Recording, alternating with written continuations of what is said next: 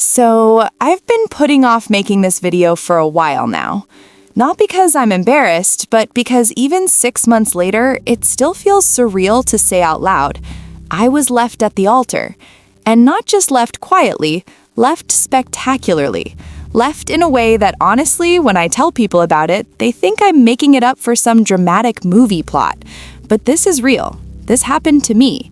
And today, I'm finally ready to share the whole story. But here's the thing.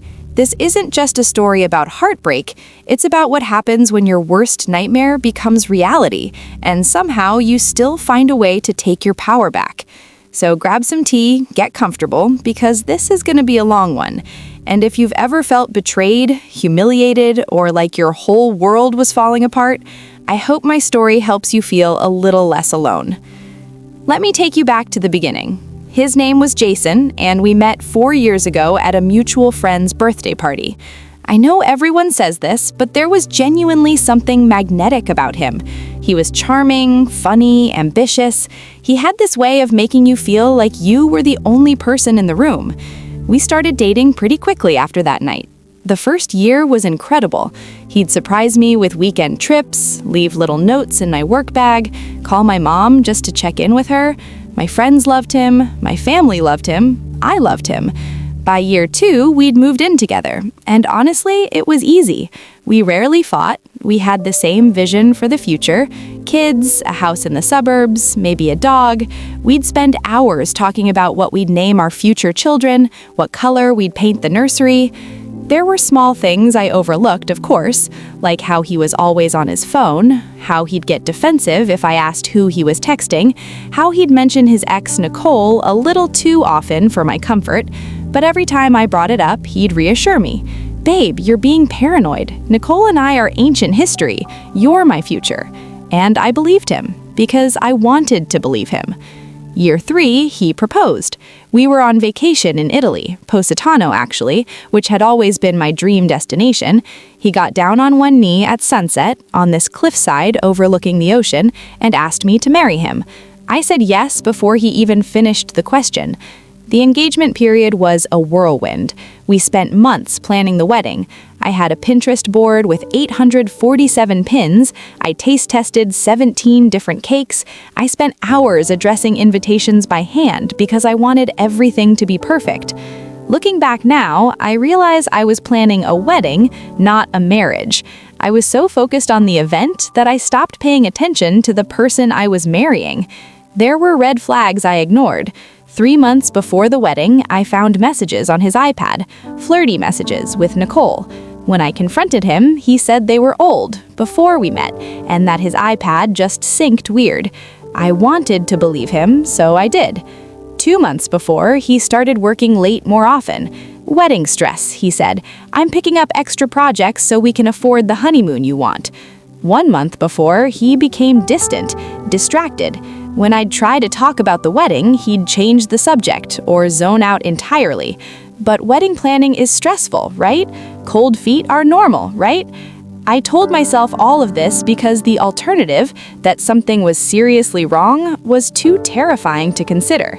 So let's talk about the day itself. May 14th, a Saturday. The weather was absolutely perfect.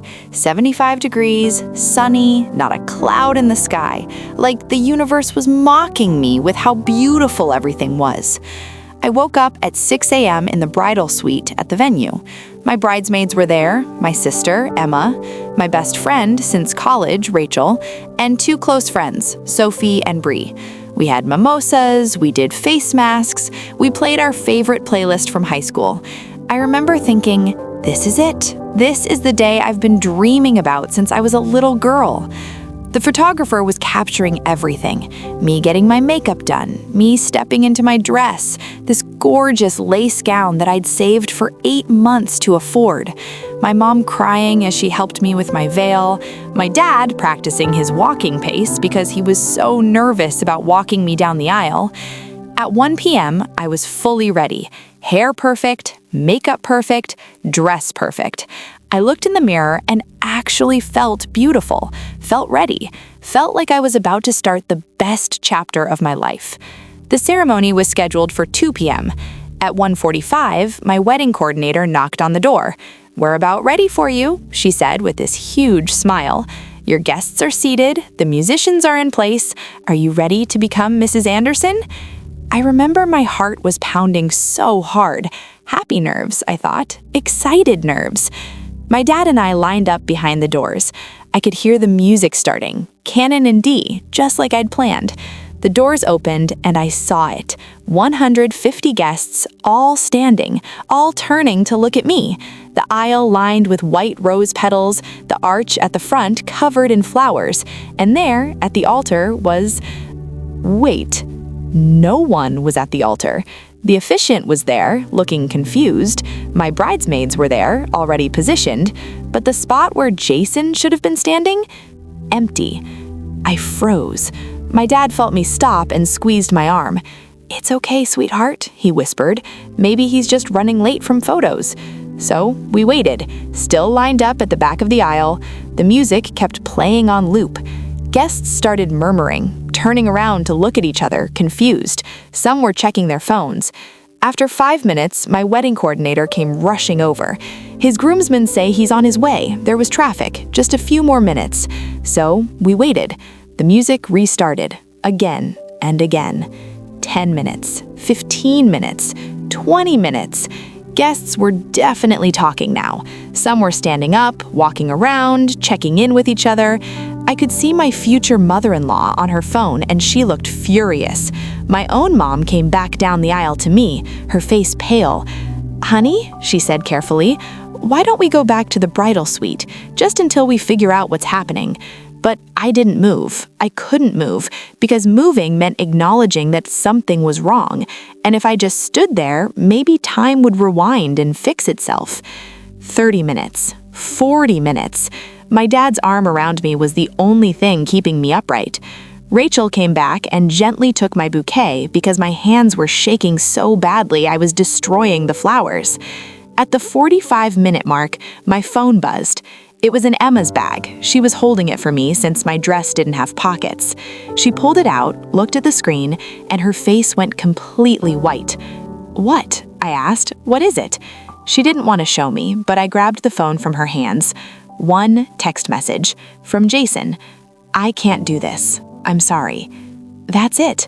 After 4 years together, after a year of planning, after 150 people gathered to watch us commit our lives to each other, 6 words. I stood there, staring at my phone, reading those words over and over like they might change if I looked at them enough times. And then I made a mistake. I opened Instagram. I don't know why. Maybe I was in shock. Maybe some part of me needed to see more, needed to understand. But I opened Instagram, and there, posted 17 minutes ago, was Jason's story. A video. Him and Nicole, clearly in Vegas, in front of one of those tacky chapel signs. He's spinning her around, she's laughing, and the text overlay says, "Vegas, baby." I watched it 3 times before Emma took my phone away from me. My legs gave out, literally. My dad and Emma had to hold me up. Someone ran to get me a chair. I could hear gasps from guests who were close enough to see or overhear what was happening. The next 10 minutes are honestly a blur. I remember my mom crying, my dad on the phone yelling at someone, I think Jason's dad, my bridesmaids surrounding me, all of them talking at once, the wedding coordinator looking absolutely panicked because she'd done hundreds of weddings and never seen anything like this. At some point, I think it was around the 1-hour mark, I stood up. Everyone got quiet and looked at me, and something inside me just shifted. Maybe it was the shock wearing off. Maybe it was pure adrenaline.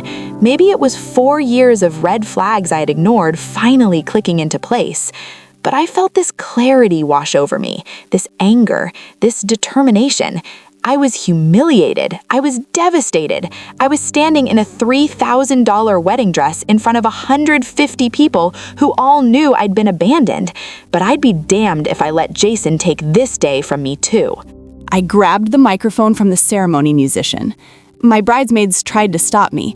"Sweetie, maybe we should just..." "No," I said firmly. "Everyone's already here. They deserve to know what happened."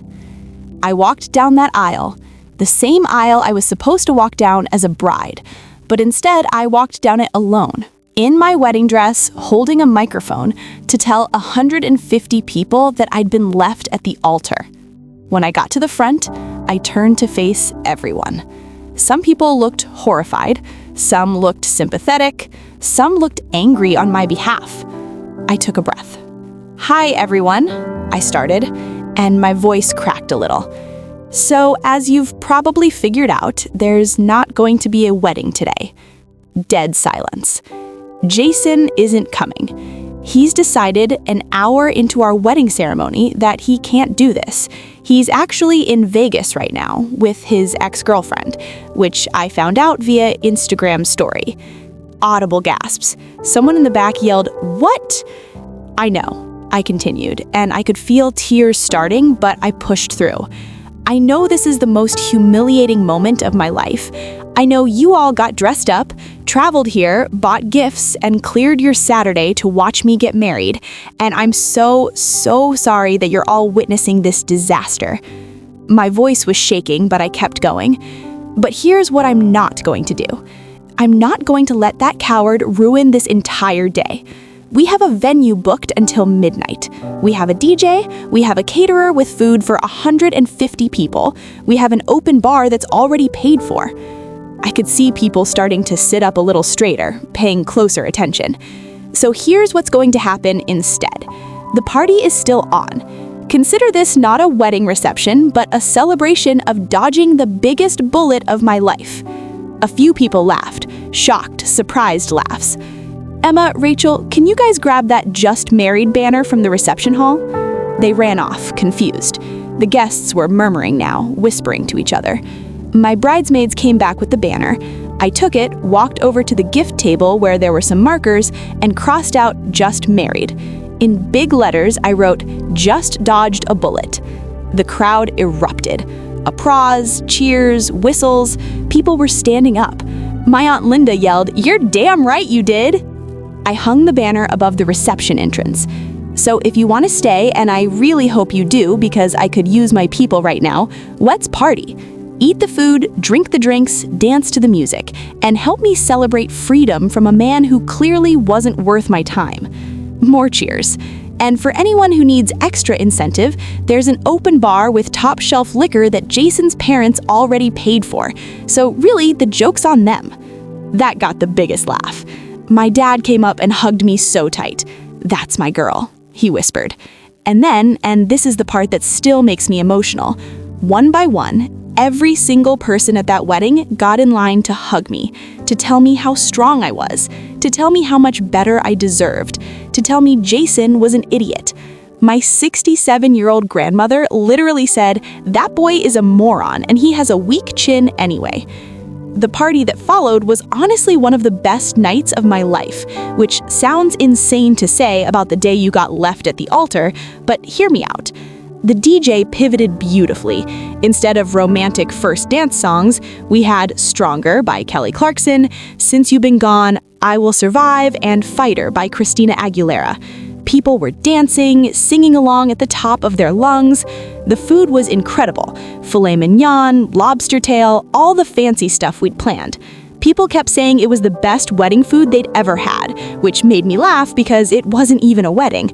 The cake was 4 tiers of champagne-flavored perfection, and when we cut it, instead of feeding it to a groom, my sister and I smashed it into each other's faces while everyone cheered.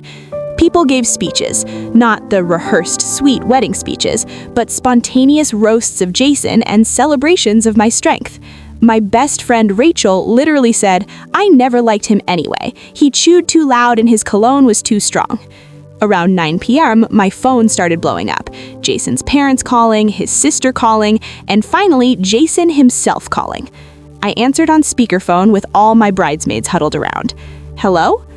Babe, I made a huge mistake. I'm so sorry. I panicked. Can we talk?" The audacity. "You're sorry? You're calling me babe? Jason, you left me at the altar. You humiliated me in front of everyone I know, and you did it to run off to Vegas with your ex-girlfriend." "It's not, Nicole and I aren't, it was just, I don't care. Actually, that's not true. I do care. I care that you wasted 4 years of my life. I care that you were too much of a coward to tell me the truth before making me stand in front of 150 people waiting for you. I care that I ignored every red flag because I was so desperate to believe you were a good person. Please, can we just... No, we can't. And you know what the crazy thing is? I'm at our wedding venue right now. Well, it's not a wedding anymore, it's a party. A party celebrating the fact that I don't have to spend the rest of my life with someone who treats people like this. Is that Nicole? Is that Nicole? Tell her I said thanks. Thanks for saving me from making the biggest mistake of my life. You two deserve each other.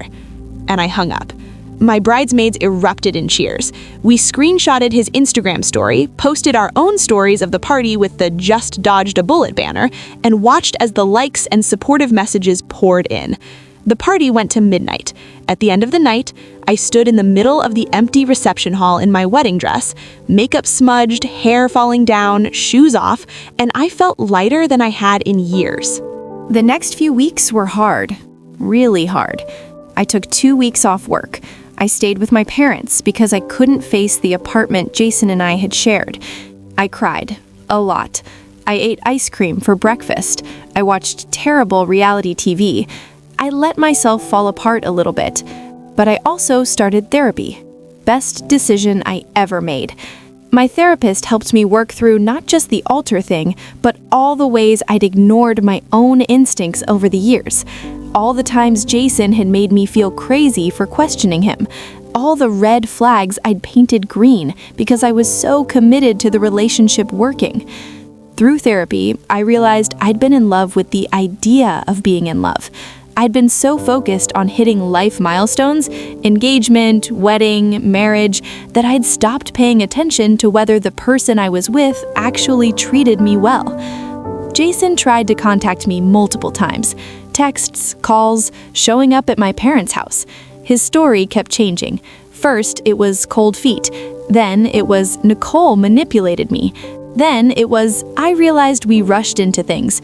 Then, finally, I've always loved Nicole, but I thought I could make it work with you. That last one, as painful as it was, felt like the truth.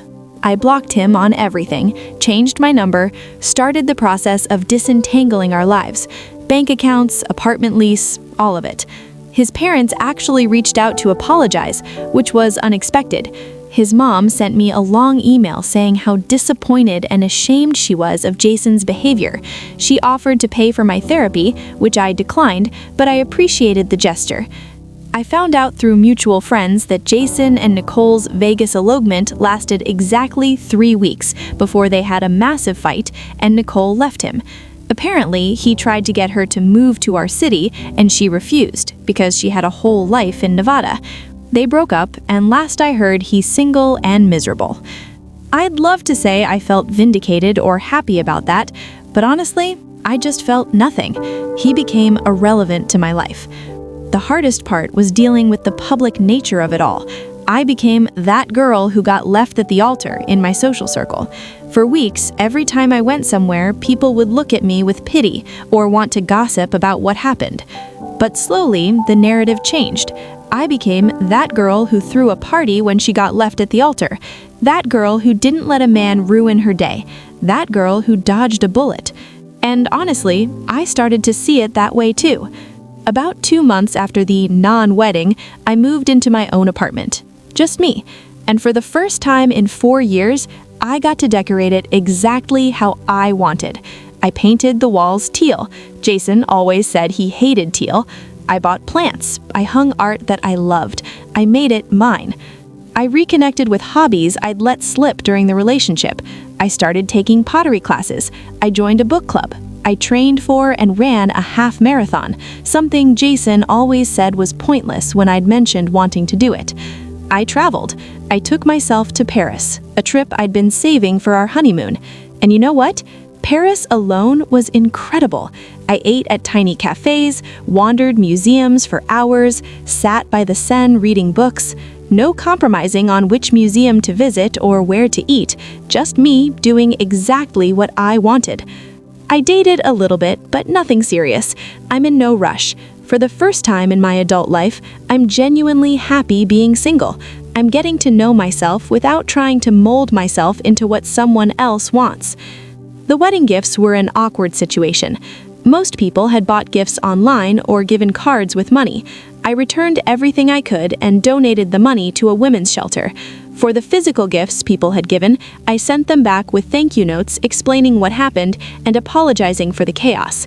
Most people were incredibly kind. Many told me to keep the gifts anyway. Some even sent additional gifts or flowers just to show support. My bridesmaids and I still joke about the non-wedding. We call it the best worst day ever. We have a group chat where we occasionally reference it, usually when one of us is going through something hard and needs a reminder that we're resilient as hell. So here we are, 6 months later, and I'm okay. Actually, I'm better than okay. Do I still have hard days? Yes.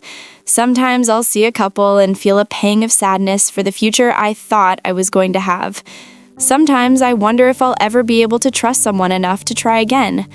But mostly, I feel grateful. Grateful that Jason revealed his true character before we got legally bound together. Grateful that I didn't waste more years on someone who didn't truly want to be with me. Grateful that I found out I'm stronger than I ever knew. That day, as awful as it was, taught me something important. I can survive anything. I stood in front of 150 people at my lowest moment and chose dignity. Chose to not let someone else's cruelty define my story. If you're going through something similar, whether it's being left at the altar or any kind of devastating betrayal, please know this. You will survive it. It doesn't feel like it in the moment, but you will. Let yourself feel everything. Cry, scream, eat the ice cream, watch the bad TV. But then when you're ready, stand back up. Take your power back. Rewrite your story. And remember, sometimes the worst thing that happens to you ends up being the best thing that could have happened, because it clears the path for something better. I don't know what my future holds. I don't know if I'll get married someday or if I'll stay happily single forever. But I do know that whatever happens, I'll be okay. Because I know now that I don't need someone else to complete my story. I'm whole all on my own. To everyone who's been following my journey, thank you for the support. Thank you for the kind messages and for letting me share this story. If it helped even one person feel less alone, it was worth it. And to Jason, if you're somehow watching this, thank you. Thank you for showing me exactly who you were before it was too late. Thank you for being such a coward that you made me a fighter. Thank you for leaving, because staying would have been so much worse. I dodged a bullet, and I'm doing just fine. All right, I'm gonna go now before I start crying again. If you made it this far, thank you for listening. Don't forget to like and subscribe if you enjoy the story, and remember, you're stronger than you think.